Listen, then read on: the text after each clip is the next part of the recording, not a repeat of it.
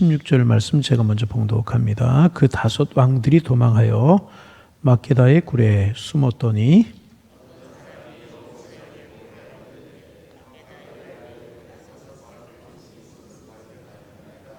여호수아가 이르되 굴 오기에 큰 돌을 굴려 막고 사람을 그 곁에 두어 그들을 지키게 하고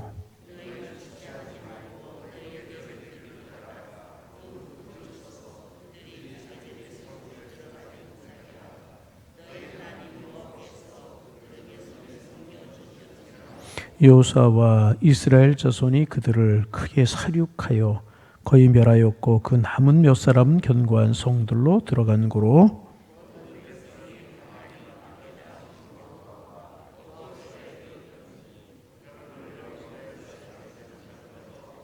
그때에 여호수아가 이르되 굴 오기를 열고 그 굴에서 그 다섯 왕들을 내게로 끌어내라 하매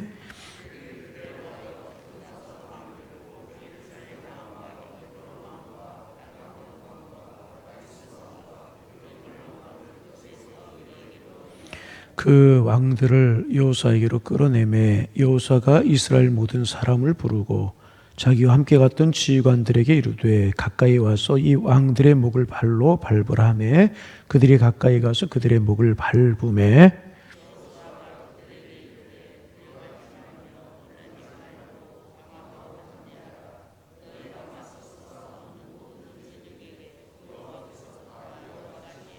그 후에 여호수아가 그 왕들을 쳐 죽여 다섯 나무에 매달고 저녁까지 나무에 달린 채로 두었다가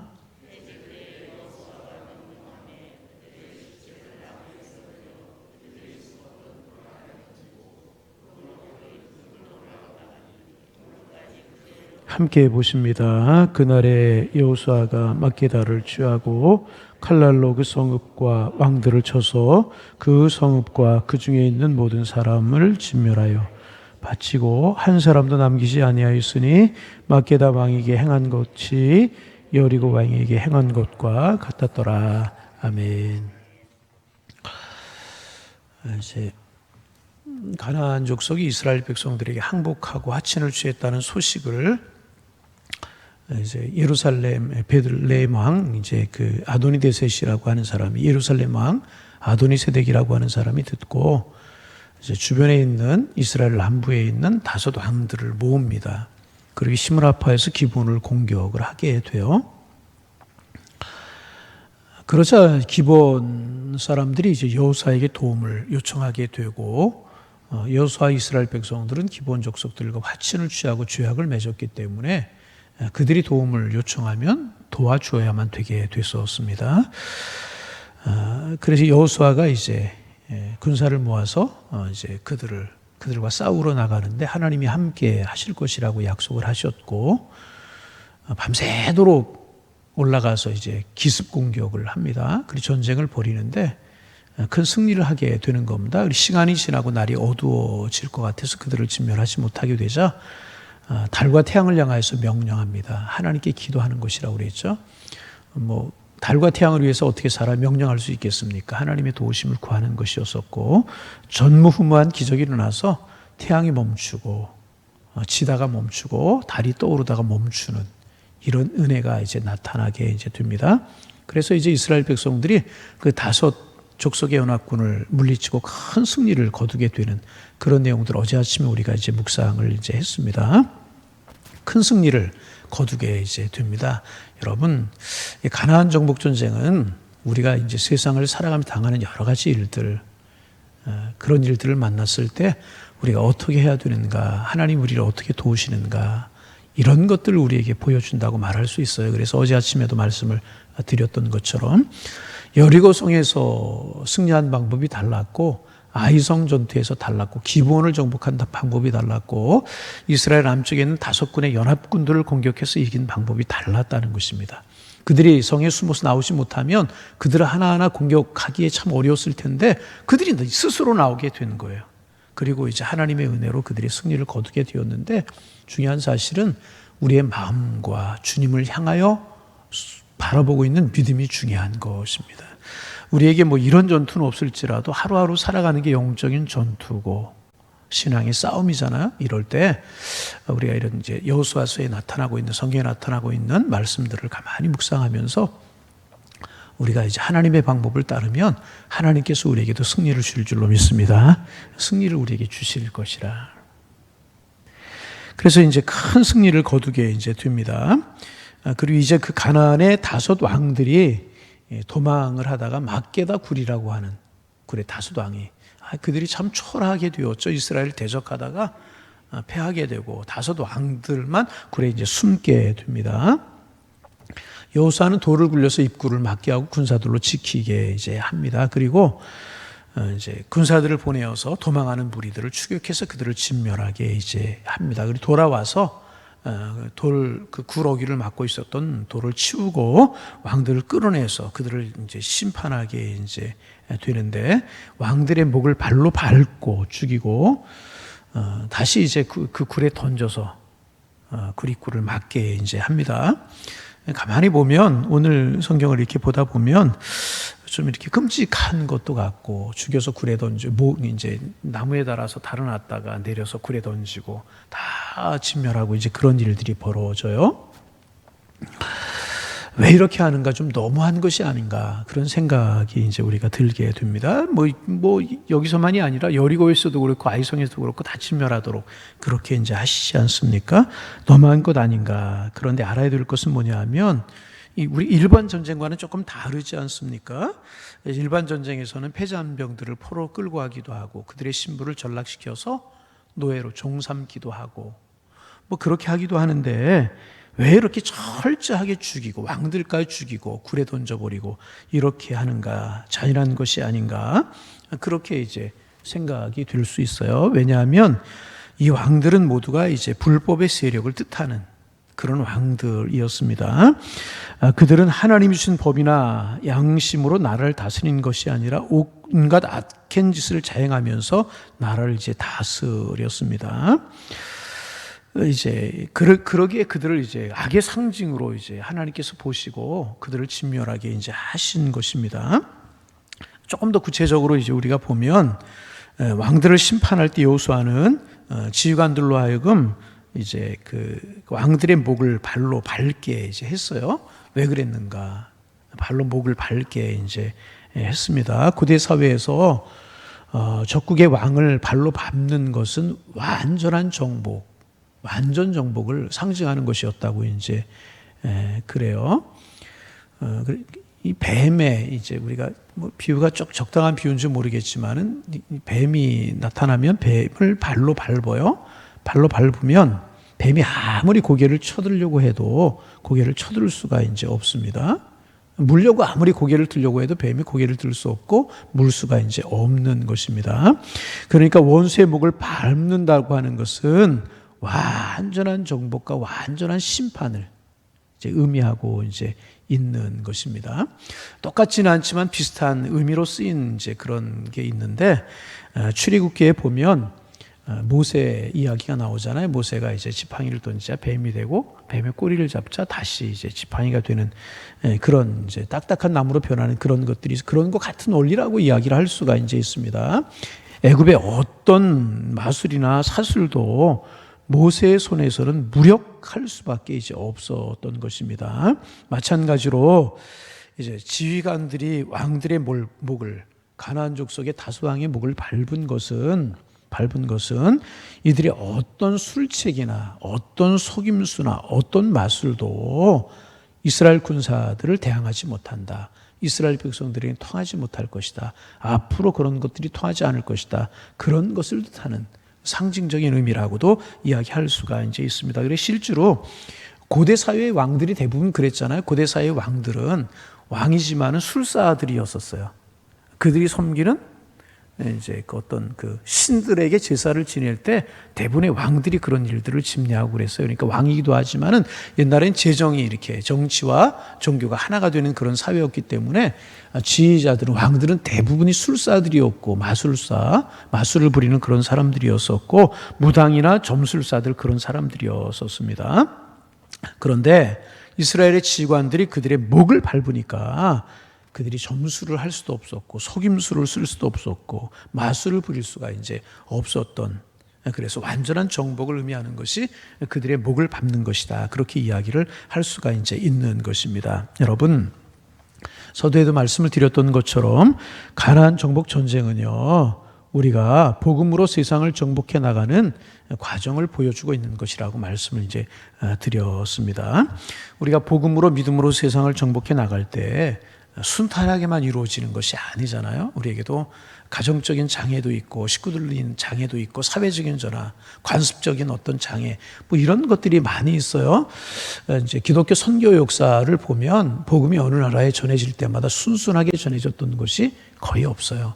우리나라에서도 그랬잖아요. 복음이 130년 전에 우리나라에 들어왔을 때 그 이제 복음 전례사 그런 것들을 보면 순수하게 복음이 전해진 경우가 많이 없었어요.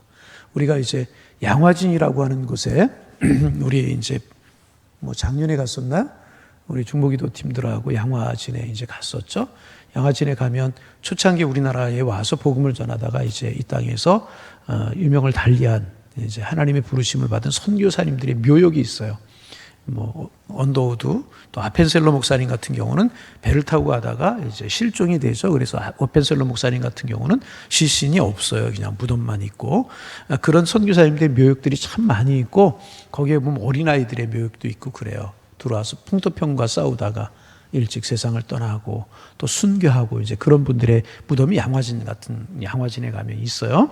우리나라도 그래요. 복음이 전해지다 보면 순수하게 전해진 것이 아니고 이런 피 흘림이 있었고 이런 치열한 영적인 전투가 있었고 그래요. 한 가정에 복음이 전해질 때도 마찬가지입니다. 순수하게 되는 경우가 거의 많지, 그런 뭐 순수하게 되는 경우도 있지만은 그렇지 않아요. 저도 이제 저희 집에서 가장 먼저 예수를 믿게 됐는데, 저도 중고등학교 시절에 아주 심한 박해는 아니지만은 저희 아버님이 굉장히 완고한 그런 분이셨거든요. 어느 날 보면 성경이 없어져 있어요. 뒤에 바깥에 담 넘어가 있고 그리고 수련회 교회에서 하면 아버님 저희 와서 데리고 가시고 이제 그런 일들도 있었고 그랬어요. 여러 가지 장애가 있을 수 있다는 거죠. 가나안 정복 전쟁이 그런 것들을 우리에게 상징적으로 보여주는 것이다. 그렇게 이야기를 할 수가 이제 있습니다. 복음으로 세상을 정복해 나갈 때 대적들이 가로막을 수 있다는 것입니다. 여리고처럼 아이성처럼 서 있을 수 있고, 또 어떨 때는 기브온처럼 순수하게 우리가 이제 우리의 과정들을 이겨나갈 수 있고, 어떨 때는 왕들이 연합해서 이스라엘 기브온을 공격했던 것처럼 이럴 때가 있다는 것입니다. 그러나 우리가 여호수아가 하나님의 말씀을 믿고 하나님의 방법으로 순종하고 나아갔을 때 큰 승리를 거둘 수 있었던 것처럼 우리가 믿음으로 하나님 말씀 붙들고 주님을 신뢰하고 나아가면 마귀의 술수나 마귀의 재주나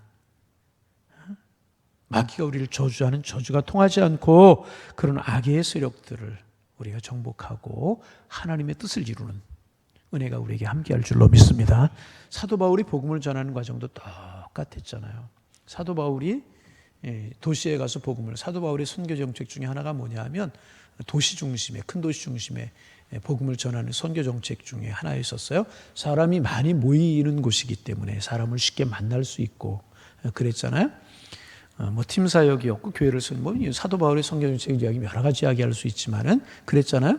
그래서 사도 바울이 복음을 전할 때 순수하게 복음을 받아들이는 도시들이 있나요? 없죠.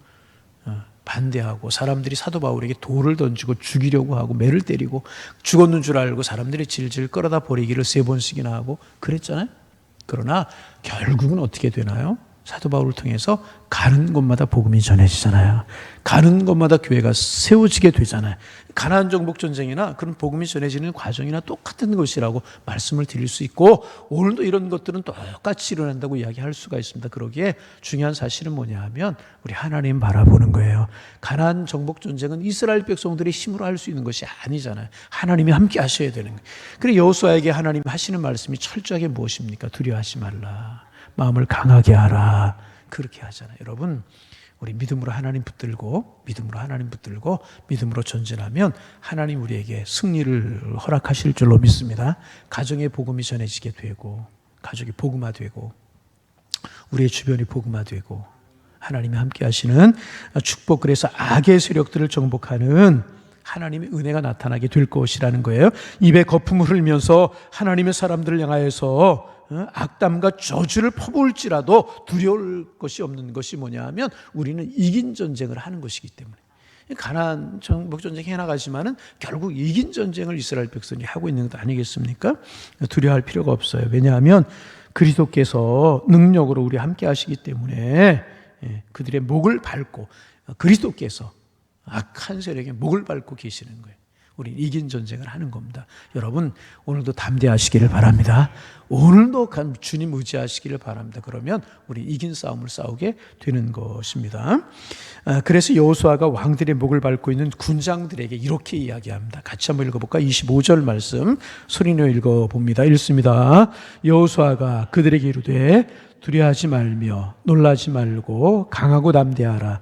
너희가 맞서서 싸우는 모든 대적에게 여호와께서 다 이와 같이 하시리라 하고, 그 목을 밟고 있는 지휘관들에게 여호수아가 이야기해 두려워하지 말며 놀라지 말라. 왜 두려워하지 말라고 이야기할 수 있을까요? 그들이 왕들의 어떤 목을 밟고 있으면서 두려운 마음이 있을 수 있었겠죠. 어떤 두려움이 있었겠어요? 나중에 이 가나안 족속들이 이런 모습을 보고 우리를 공격하면 어떨까?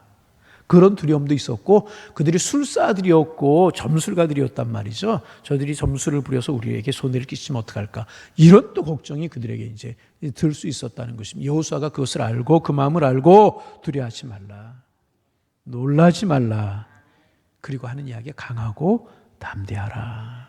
여러분 이 말씀 여러분과 오늘 마음속에 우리 새기기를 원합니다. 세상이 우리를 힘들게 하고 질병이 우리를 위축되게 만들고 우리의 상황이 우리를 힘들게 만들지라도 우리는 조심하고 그래야는 하지만은 두려워하고 놀라지 말아야 될 것. 세상은 그런 거예요. 여러분 이번에 코로나 사태를 보면서도 우리가 기억해야 될 것이 뭐냐 하면 앞으로 이런 일이 없을 거라고 절대로 우리가 말할 수 없어요. 아니 성경적으로 보면 더 강한 어려움들이, 더 큰 어려움들이 앞으로 있을 수 있어요. 왜? 성경이 그렇게 예언되고 있고요. 성경에 예언되는 대로 지금 가고 있는 거예요. 그래서 하나님의 사람들은 이런 거 보면서 그냥 흘러버리지 않고 거기서 영적인 문제를 적은 문제 가지고 서로 삐지고 험담, 그럴 시간이 없어요. 우리 영적인 싸움을 싸우고 하는 우리들이기 때문에 적은 문제들을 가지고 그럴 시간 없다는 거죠. 우리가 하나님 바라보고 믿음으로 무장하면 앞으로 어떤 코로나 19가 아니라 30, 40, 50이 올지라도 여러분 우리는 얼마든지 이겨낼 수 있고요. 믿음을 지켜낼 수 있고요. 그렇게 할 수 있는 줄로 믿습니다. 왜냐하면 하나님이 우리와 함께 하시기 때문에. 이 말씀 그들에게 두려워하지 말고 놀라지 말라고 강하고 담대하라고 하는 말씀 우리의 마음속에 주시는 말씀으로 오늘 새기기를 소망합니다. 그 다음에 하는 이야기, 너희가 맞서 싸우는 모든 대적에게 여호와께 다 이와 같이 하시리라. 발로 밟고 있는 그들만이 아니라 앞으로 가나안 정복 전쟁 계속하게 될 텐데 그들도 다 이렇게 멸하게 내가 너희와 함께 할 것이다. 여러분 하나님 우리와 함께 하시는 줄로 믿습니다. 우리 이 사실을 꽉 믿을 수 있어야 믿어야 됩니다. 우리는 하나님의 백성들 이제 이르기 때문에 우리 믿을 수 있어야 될 것이라는 것입니다. 이제 그래서 두려워하지 말고 놀라지 말고 마음을 강하게 하라고 여호수아가 이야기하고 이제 있습니다. 여러분 하나님의 능력이 이제 그들과 함께 하실 것을 믿으라는 그런 이야기입니다. 오늘도 우리가 이제 하나님의 능력을 믿으면 우리 이긴 싸움을 싸워가는 것이다. 이제 그리고 또 하나 우리가 볼 수 있는 것은 이스라엘 백성들을 보면서 이들이 점점 강해지고 있다는 거 볼 수 있어요. 여리고성 전투에서 그들이 한 것은 하나님의 명령에 순종해 돌고 소리를 지른 것뿐이었잖아요. 아이성 전투에서는 처음에 패배했어요. 악을 제거하지 않고 그랬기 때문에. 그러나 그들이 작전을 써가지고 유인해가지고 그들을 이제 공격하고 이기는. 그리고 이제 또 여기 지금 가나안 다섯 족속과 싸울 때는 뭐냐면 밤새도록 이동하고 또 이제 기습 작전을 펼쳐가지고 그들과 싸워서 이기게 이제 됩니다. 이런 과정들을 보면 뭐냐 하면 이스라엘 백성들이 지금 점점 강해져 가고 있다는 거예요. 여러분 세상에서 많은 일들을 당하면 당할수록에 우리는 더욱더 하나님 붙들고 말씀 붙들고 믿음으로 강해지면 되게 되는 것입니다. 세상이 강한 것, 가나안 족속들이 강한 것이 문제가 아니라 우리가 약해지는 것이 문제라는. 세상이 아무리 강할지라도 세상은 그런 거예요. 우리가 믿음으로 강하고, 믿음으로 강하다는 것이 결국은 무엇입니까? 하나님 의지하는 것이고 하나님 순종하는 거예요. 그러면 우리는 이긴 싸움을 싸워가게 되는 것이라.